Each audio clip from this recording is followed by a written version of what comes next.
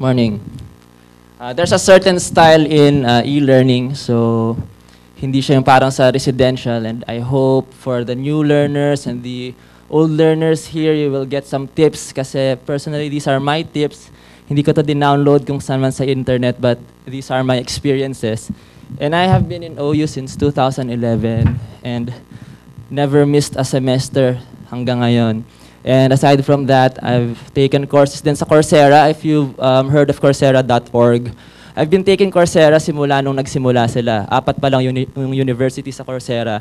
And ngayon, mga nasa 100 na yung university sa Coursera. So they have improved a lot, they have done a lot, and even in the style of teaching, marami silang innovations doon. So right now, I'm teaching PED, Personal Entrepreneurial Development, and if the other faculties saw my site, medyo ginagaya ko yung style ng Coursera, and maganda siya, maganda. So, right now, I'm gonna share some tips to you.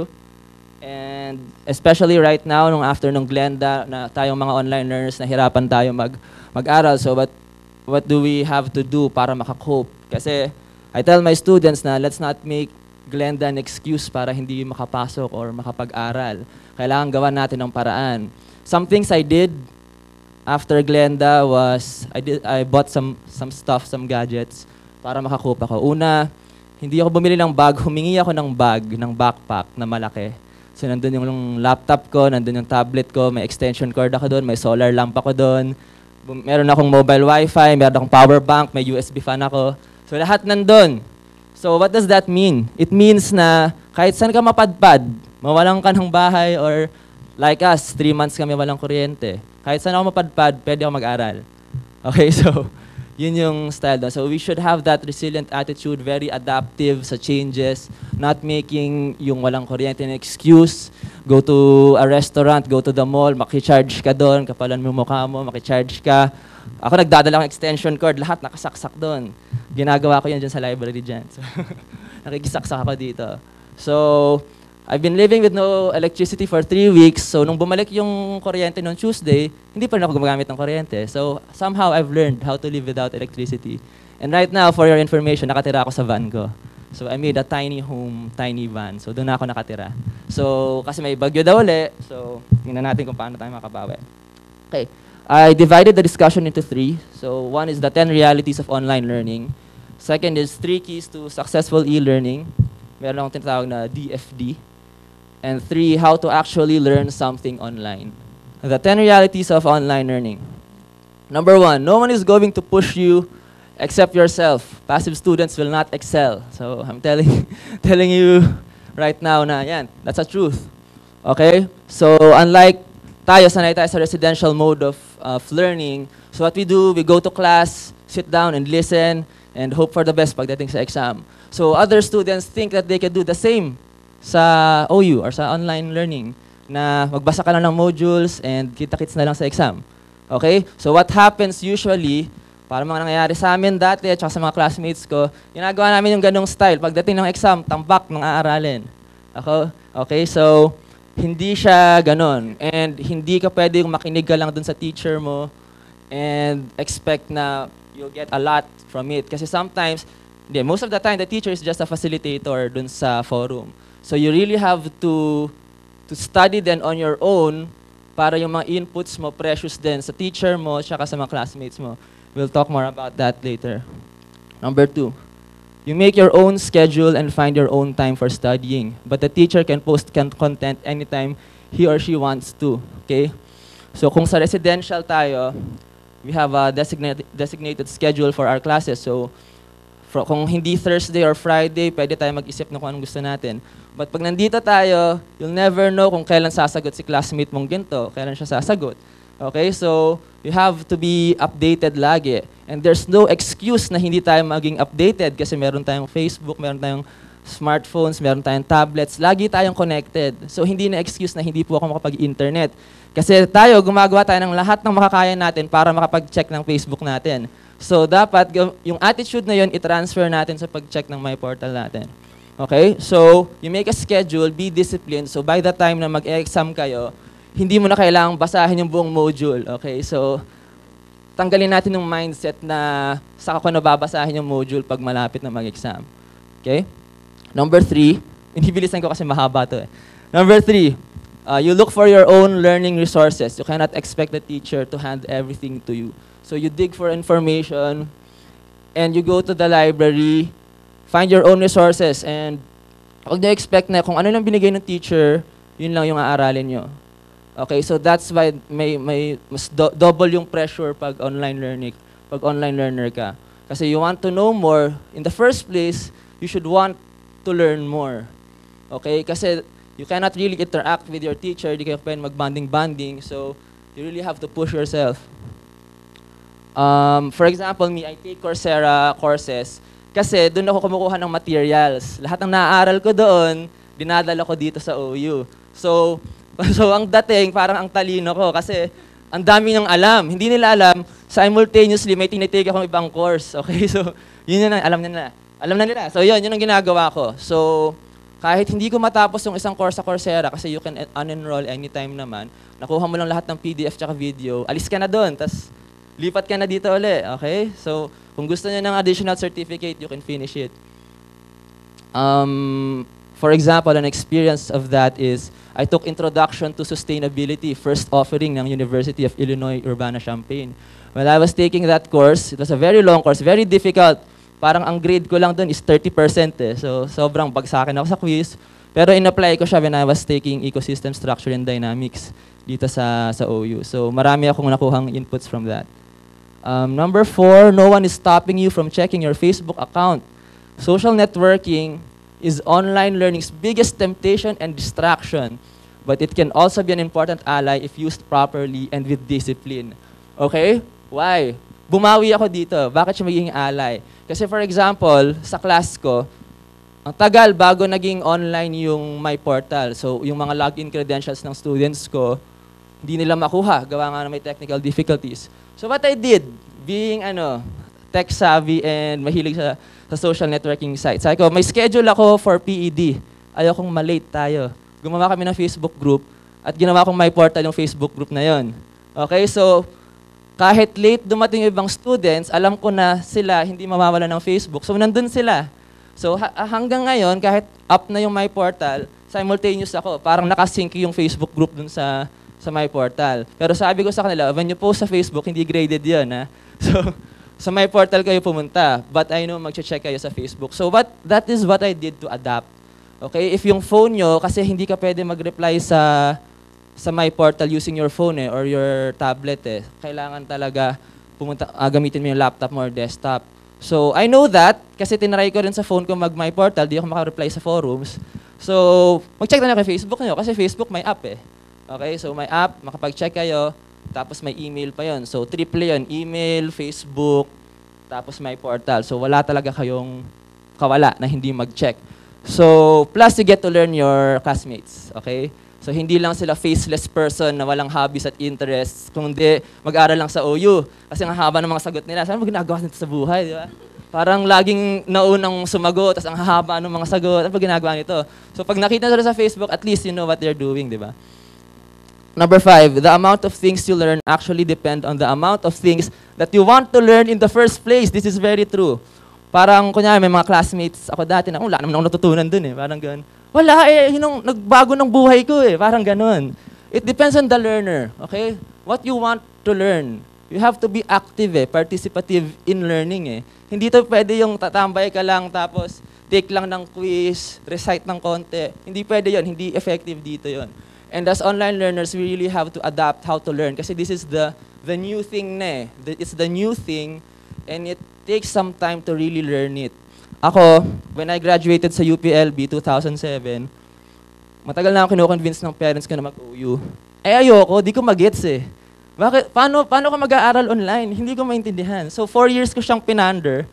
Finally, noong 2011, nag-try ako ng PED, tapos nag-gets ko, okay. So, angkop na para sa generation ko. Okay, so, yun ang time na okay na ang Facebook, ganyan. So, nakuha ko yung style. May style pala to. Good student naman ako ng college, so yung attitudes ko ng college, dinala ko dito. And nakita ko, okay.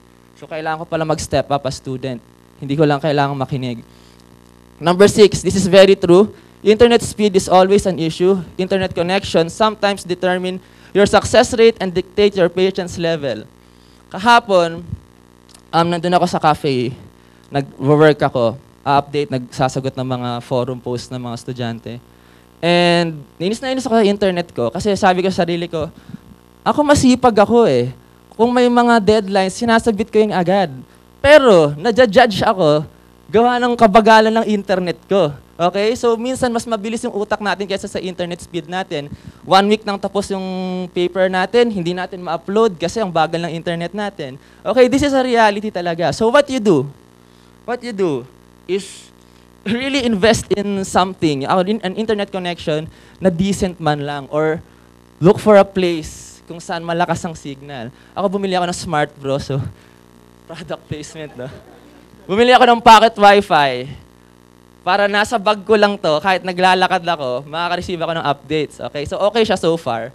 Okay pa naman siya. Okay, so makakapag-internet din kayo ng 3 hours non-stop. Okay, nagkaroon ako ng experience nung kay Dr. Habito. I was taking an exam sa bahay. Okay. Kasi yung exam dito, may time limit. So, pag nag-next ka, hindi ka na pwede bumalik dun sa previous page. And nangyari sa akin, I was in the middle of a multiple choice section. Pag next ko, sabay check your internet connection. Tapos inis ako, sabi ko, bawal na mag-repeat. Tapos, labas ako ng bahay, hanap ako ng connection, tapos punta ako dun sa cafe, dun ako nag-internet, tapos ayaw pa rin mag-send. Inis ako, sabi ko, babagsak ako gawa ng internet ko. Babagsak ako. So, ang ginawa ko, yung buong exam, kinopy-paste ko, tapos piniem ko kay Ma'am Habito. Sabi ko, Ma'am, ito po yung mga sagot ko, hindi ko maano. So far, sana pumasa ako dun, kasi mababa grade ko dun eh. Pero, sana, pumasa naman ako. Pumasa ako dun sa, ano na yun, sa course na yon. Pero that's a reality. Mangyayari talaga sa atin yon. We have to accept it na crappy yung internet connection natin. Ay, grabe talaga, okay? So, but we have to adapt. Hindi natin pwedeng gawing excuse yan. Number 7, you can study anywhere and everywhere you want to. There's no escape and no excuse not to study. So, ayan, sa kubo yan. Okay? There's no excuse. There's no escape. Okay, tinakot ko din yung students ko ng orientation. Sabi ko, wala kayong kawala sa akin, may internet ako kahit saan. Okay, so dapat maging kasing sipag tayo dito. Okay? Next, number 8, investing in the right gadgets and being fully equipped is an advantage but not really necessary. Having a smartphone, a tablet, a laptop, and a good internet plan will give you an edge in terms of accessibility and convenience. So this is not required kasi not everyone can afford every gadget na meron. Okay, but you try to maximize what you have. Kahit phone lang yan. Try to maximize it kung hindi kayo makasagot sa forum. At least tingnan nyo lang. Tinuturuan ko rin yung students kung paano mag-adapt. Sabi ko, okay, hindi kayo makareply. Type nyo lang sa Word. Save nyo lang. As i-ready nyo lang. Hindi ibig sabihin na hindi kayo makareply, hindi na kayo sasagot. I-type nyo somewhere. Isulat nyo.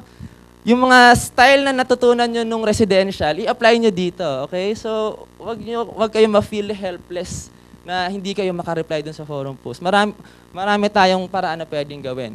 But having all of these things is very, very effective, especially if you're presenting, if you are reading a book, a module, yung mga modules natin naka-upload, nasa tablet. So ako, minimalist living ako ngayon, so yung mga modules ko nasa tablet lahat para di ko nabitbit yung libro ko.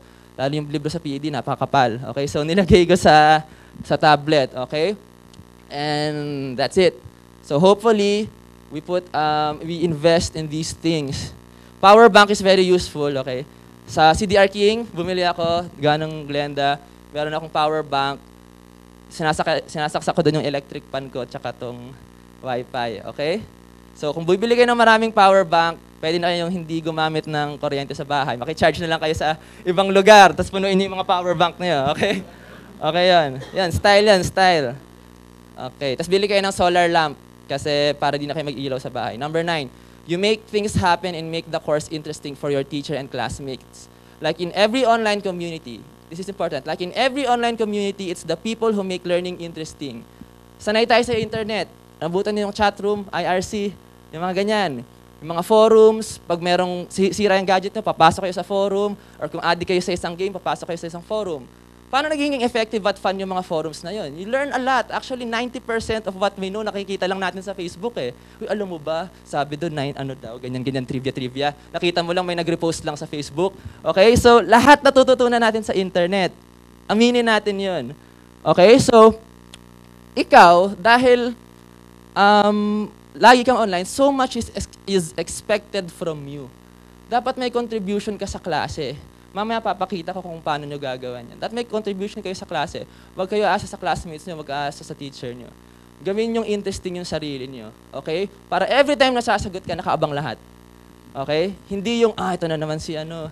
Ang sasabihin lang niyan, okay, that's good, nice. Di ba? Nakakainis kaya yung mga ganong reply. Paano mag-gradean yun, di ba? So, parang, ewan, okay. 10. You always have to go the extra mile. Mediocrity is only fooling oneself. You cannot get quality education from this school if you do not participate. Okay, this is the new way of learning na. Participative, open source, ganyan. Okay, so we have to contribute dito. You have to be a teacher on your own din. Hindi ka lang estudyante. Be a teacher to your classmates, be a teacher to your teacher. Okay, so you always have to go the extra mile. Dahil nag-aaral kayo sa OU, pakita nyo na mayroon tayong mode of learning na naiintindihan at na-apply na hindi kaya ng iba. Okay? Number 1, 3 keys to successful e-learning, yung DFD method ko. 1 is discipline. For e-learning to be effective, you must be able to make your own study plan and stick to it religiously. Okay? This is a challenge kasi sa residential, they make the schedule for us. Dito, kayo ang gagawa ng sariling schedule. Every Wednesday, magbe-break ako. Every Thursday, magche-check ako ng ganito. Every Friday, magsusulat ako. So you make it. So yung mga taong ganon, na kayang gumawa nun ay very special. Okay? Kasi you're making your own study plan. Kung hindi mo kaya gawin yon, mahihirapan ka dito. Okay? Kung katulad ng kanina, kung passive ka lang, mahihirapan ka mag-adapt sa ganitong klaseng setup. Number 2, focus. The internet is a very distracting realm, we must admit, okay? Since you can find interesting stuff all over the place, it is important that the online learner masters how to keep his or her focus on the objectives of the course and his or her personal goals to achieve. Remind yourself, ano ba yung gusto kong matutunan dito? Remind yourself, ano yung objectives ng course? Huwag tayo ma-distract. Ang hirap talaga, parang ano yan eh, parang kung dati sa TV, pag nagcha-channel surf ka, kaya ako di na ako nanonood ng TV eh. Kasi, you have this power to change the channel eh. Parang sa internet din, you have the power to open a new tab and go to this site and go to this site. Tapos malalaman mo, teka, di na ako nag-aaral ah. Parang ganun. Dati, mas madali kasi bumibili ka lang ng load para maka-internet. So, binabudget mo yung oras mo. Okay? Yung mga tipong 8 hours, 100 pesos. Eh ngayon, unlimited. Okay? So, mas tempting na magliwaliw. Okay? So, you have to have focus. Ang ginawa ko sa akin, wala akong in-install sa laptop. Ano lang, Microsoft Office lang. Yun lang laman ng laptop ko, tsaka Google Drive. Walang games, walang program, walang software, sobrang blanco lang. Microsoft Office, okay? So, para di ako ma-distract. Tapos, yung laptop ko na may isang game, wala siyang battery para di ko siya magamit. Okay? Kailangan ko pa siyang isaksak. Hasilin niyo yung sarili niyo. Hassle mag-games, hassle maglaro. Okay? Hassle manood ng movie. So and number 3, the last key is drive. If you're trying to avoid the residential mode of learning and think that you can take it easy online, then e-learning is not for you. E-learners are highly motivated and highly driven people who want to grow professionally and progress in their careers. Nagugulat nga ako the fact na nakikita niyo yung mga courses sa OU sa Google, napaka-addict niya siguro. Parang yung organic agriculture, parang hindi naman siya na-promote talaga. And nakikita mo ang daming nakahanap and you ask people, paano nahanap tong course na ito? Wala lang, nagsasearch lang ako online, organic agriculture, tapos ito yung lumabas. To be able to Google organic agriculture online, napaka-addict mo sigurong tao. Okay? So napaka-driven mo kasi naghahanap ka ng online course eh. Ganon din ako before, kaya ako din nahanap yung Coursera. Sabi ko, gusto ko pa mag-aral, tinatamad na ako. Tapos, free courses. Naghahanap din ako ng mga ganyan. Thankfully, may Coursera dumating, nahanap ko sila, bagong-bago pa lang sila.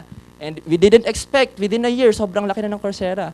And yan, nahanap ko rin din tong OU. Hindi ko alam na meron silang mga non-formal course. Ang pagkakilala ko lang sa OU noon, kailangan mo mag-masters at PhD. So yung nakita ko yung mga non-formal course, sabi ko, ito, try ko to. Okay?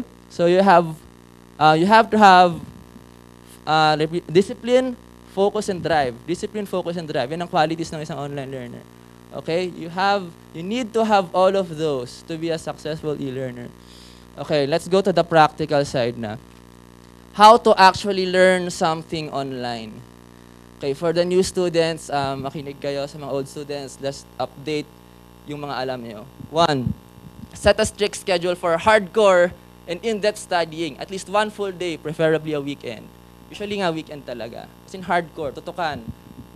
Wala kang kakausapin. Mag-earphones ka. Okay? So ako nun, last semester, nagla-library ako dito sa OU para lang sumagot sa mga forum posts. Naka-dedicate yung buong hapon na yun. Mamaya malalaman kung bakit ginagawa yun. Okay? At least 1 full day, walang distraction. Number 2, divide learning into 3 sections. 1, reading the course materials. 2, or B, reading your classmates' forum posts. And 3, writing your papers or your forum posts. You take time to compose your posts. Okay? Hindi lang basta pagkabasa mo tapos magre-reply ka na. Log out ko muna, copy-paste mo yung tanong or yung sinabi ng classmate mo, tapos mag-type ka sa Word. Okay? Kasi pag hindi mo ginawa yon, by the time na mag-hit ka ng send, nag-expire na yung page. So lahat ng sinulat mo, burado na. Okay? So to be safe, lagay natin sa Word. Okay? So you divide your learning into these 3 important sections. You just read. Huwag niyo buksan yung My Portal. You just read the module or the handouts. B, another activity is just read your classmates' post and yung post ng mga teacher nyo. Especially kung active yung classmates nyo at ang hahaba sumagot, take time to just read. Okay? So that, pag sumagot ka, hindi mo lang i-repeat yung sinabi ng classmate mo. Napaka-hassle sa teacher pag ganun. Mga 20 kayo, tapos pare-pareho kayo na sinabi. Okay? Tapos kailangan mong replyan ng good. Yes. Excellent. Okay? Nakakatamad yun. Kailangan natin magkwentuhan. Number 3, find a quiet place with a stable internet connection. If you have a friend who can give you a nudge whenever you switch tabs to Facebook, that would be better. Okay, so tandem kayo. Yung isa taga-check, taga-ganon. Oh, nag-Facebook ka lang. Okay, may taga-sita. Maganda yun, parang parang wingman or spotter. Okay? Para, ito yung friend na to, dapat walang ginagawa yan. Siya yung nag-Facebook. Okay? So taga-nudge yan if you have. Ako, ginagawa ko, uuwi ako sa bahay namin sa San Pablo, tapos yung parents ko nandyan. O kahit dito sa OU, mahirap pag-Facebook din sa OU kasi nagla-live ko, tapos makikita ng librarian, nag-Facebook ka lang, di ba? So every time dadaan siya, nagsiswitch ako kaagad sa My Portal para kung ano yung ginagawa ko. Di ba? Ang excuse ko kasi may Facebook group yung klase ko, kaya ako nag-Facebook. Okay? So, do this. Number 4, use Google, Wikipedia, and YouTube extensively. Learn everything you can online before logging out and start looking for books. Learn to mine for information online. Okay? So, bago ka lumabas, kasi we're trying to develop this discipline na lahat online. Okay? Tipid tayo sa carbon footprint. Marami ka nang matututunan, nandun ka na, nakaupo ka na sa bahay. So, all your materials, your resources are there. So, maghukay ka muna online. I-Google mo muna, i-Wiki mo muna, i-YouTube mo muna. Bago ka lumabas at maghanap ng libro, pumunta ng UP Diliman at mag-library, nagsayang ka lang ng pera, tsaka ng time, okay? So you do this first, bago ka lumabas. Pag walang-wala ka nang mahanap sa internet, which is very impossible, hindi, possible, pero you can exhaust it, Kung wala ka na talaga mahanap, na-exhaust na lahat ng Google searching skills mo, tsaka ka lumabas, okay? But as much as possible, try nyong wag lumabas. Parang dito, we try as much as possible na hindi mag-face-to-face. We try to be as effective ng online lang. Okay, take other online courses to supplement the actual courses that you take. MOOCs are actually good sources of updated learning materials. Example, Coursera, EDX. Okay, Coursera is for Stanford, EDX is from Harvard. Okay, so you take other courses na related sa tinitake nyo ngayon or take a course that you think that will supplement what you are taking right now sa OU. Kunyari, yung ginawa ko nga dati, kumuha ako ng social epidemiology habang tinitake yung landscape ecology ni Dean Buot. Malayo, landscape ecology, social epidemiology. Pero dahil sociology grad ako, I was able to tie the two things together. Okay, parang looking for diseases and illnesses through social interactions and applying them in landscape ecology. Kasi doon tayo lahat naka-layout sa isang landscape. So you make those beneficial connections in your head. And what I call this, yung mga courses na to, are weapons that you can use for other courses. These are weapons na alam mo na wala yung ibang classmates mo. So every time nasasagot ka, meron kang cool na sasabihin. Okay? Kasi may inaaral kang iba. Okay? So yun yun. The internet is the most updated thing there is. There's no excuse for you to not be informed about the latest news. Download useful apps and widgets for news updates and notifications. Minsan kasi may nagtatanong, ano ba yung issue tungkol dyan sa ganyan-ganyan? So, i-google mo kaya? Yun ang gusto sabihin, i-google mo muna kaya bago ka magtanong sa teacher o sa classmate mo. So, I do not even see the point of asking questions like that eh. I-google mo muna. Para pag sumagot ka sa classmate mo, sa teacher mo, may discussion na. Hindi na i-explain ko, i-wiki mo, yan, ganyan. I-wiki mo, send mo yung link. Okay? So, try to be as smart as you can. Okay? Try to be as smart as you can. When you answer forum discussion questions, make sure to always bring something new to the conversation and not simply repeat or rebut what your classmates have said. Okay? Yung iba kasi, parang may masagot, i-debunk na lahat ng sinabi mo para cool siya. Okay? So, wag tayo maging ganun sa mga classmates natin. Okay? Tulungan natin sila. Ako nga naglagay ng disclaimer sa site ko. Sabi, bawal ang negative vibes ha. I-kick out ko ang mag-negative vibes dito. Lahat positive at uplifting. Okay? So, tulungan niyo yung classmate mo. Kung may mali siyang sinabi, do it in a very constructive way. Okay? Wag niyo siyang, or i-PM niyo siya, doon kayo mag-away, wag doon sa classroom. Okay? So, do not repeat what she said or what he said, or yes, tama, ang galing ng sinabi niya, na-inspire ako. Pwede natin sabihin yun, pero wag lang yun yung sagot natin, okay? You tell something from your experience sa buhay mo. Okay? You tell something. Kasi lahat tayo dito may naaral na. You bring something new to the table. Being in an online community means that students come from different educational and work backgrounds. Use your personal background and expertise to encourage multidisciplinary and/or transdisciplinary discussions of topics and issues. Dahil iba-ibang undergrad natin, work experience, dapat yung experience natin interesting kasi coming from different perspective. Meron kang nagtatrabaho sa water district, meron kang nagtatrabaho sa TV, meron kang mananahe. So, we're all coming from different backgrounds. No person is the same. So let's try to use that to our advantage, okay? Even kahit anong experience i-share nyo doon, okay? And try to tackle an issue based on how you understand it, how you perceive it. Because different disciplines, different backgrounds perceive reality in a different way. And try to express your own reality doon sa topic na yun. Kunyari, Typhoon Glenda, tapos ikaw, di naman kami naapektuhan yan eh. Parang ganon. So, kunyari, taga Dumaguete ako, Typhoon Glenda for me, wala, di kami naapektuhan yan kasi hindi naman kami dinanan ng bagyo. So sabihin yun, tapos try to tell them something about kung nung nagkabagyo kami dito, ganito yung na-experience namin. Ganon, okay? Maging creative kayo, wag lang yung, wala akong paki dyan, hindi ako naapektuhan dyan. Okay? So try to make the discussion interesting for you and your classmates.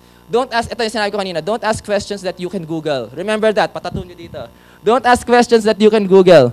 In this way, you can formulate or construct better and more intelligent, thought-provoking questions that are worthy of meaningful discussions. Hindi yung tipong may sobrang talino kang classmate na sinagot niya na lahat. Tapos wala na tayong masabi. Tapos kahit yung teacher di nag-reply. Okay? Okay, wag ganun. Hindi ko pinapa-explain sa'yo yung buong course. Yung tanong lang. Okay? Yung tanong lang. Tatawa ako kasi may mga ganun din kami experience. Pag-isipan nyo kung paano kayo sasagot. Think about others. Think about the teacher din naman. Okay? Alam kong magaling ka, masipag ka, pero pag-isipan mo yung tanong mo or yung isasagot mo. Okay? That is worthy of meaningful discussions. Pag tayo mag-show off, okay? I-aim natin na maging interested yung classmates natin sa atin. Para makapag-usap tayo, hindi para tatapusin ko to. Tatapusin ko to. Pag sumagot ako, tapos na yung discussion. Wag ganon, okay? Wag ganon. Online learners are expected to be more well-informed than residential learners because the former, tayo, have ready access to information via the internet. Kasi kung sa residential, parang ito, ganyan, Maya, anong sagot sa ganyan-ganyan? Tayo, pwede natin i-google. Okay, alam ko na. Pero pag residential, hindi. Okay, hindi mo alam. So, yung expectation ng teacher sa'yo, doble, triple nga eh. Okay? Kasi kaya mong i-google bago ka sumagot. Okay? So, dapat mas magaling tayo. Observe proper etiquette or internet etiquette. Yun yung sinabi ko sa inyo kanina eh. Yung respeto, walang magmumura please. Okay? Yung Facebook group, ginawa para doon. Okay? Yung Facebook group, tapos yung mga pag-upload ng mga materials na hindi naman sa inyo. Okay? Wag natin gawin yon. Kung meron kayong mga videos or memes or pictures na may copyright, kung merong Facebook group yung page nyo, doon kayo mag-express ng thoughts and feelings. Pero wag doon sa my portal. Plus, always respect your students, your classmates. Wag mo silang i-engage in violent discussions, okay? Wag ganun. Reserve nyo yun sa PM kung talagang may alitan kayo, pero wag natin pakita sa buong class na si student A at si student B ay rivals ng klaseng to, okay? Wag natin gagawin yun, okay? Wag natin gagawin yan. Kailangan lahat tayo cooperative, community, okay? Learning together, growing together, sharing and loving one another, okay? Ganyan yan. Last one. Take online courses seriously, okay? So, binayaran natin to, okay? So, wag nyong isipin na okay lang yan, pera lang yan, okay? Hindi yan pera lang, oras yan, okay? Oras. Ako hindi ko naisip yung pera, oras yung inisip ko eh. Mas mahalaga yon kasi oras hindi natin mapapawi yan. So, once you're here, finish it, okay? Finish it. Wag niyo isipin yung pera, yung oras nyo. Yung oras na nasayang nyo, yun ang pang hinayangan nyo, okay? So, take it seriously, karirin nyo, and you'll be surprised at the result in the end. Kung how much you've learned, and you'll realize, grabe, ang galing ko pala. Ang galing ko, and ang galing din ng classmates mo. And you really see na everyone is working together for your own education, okay? For your own education. So, this is UP, so you have a great crowd, so the conditions should be right for you to be smart, okay? So, I think that's the last, and thank you very much for listening to this presentation. Okay.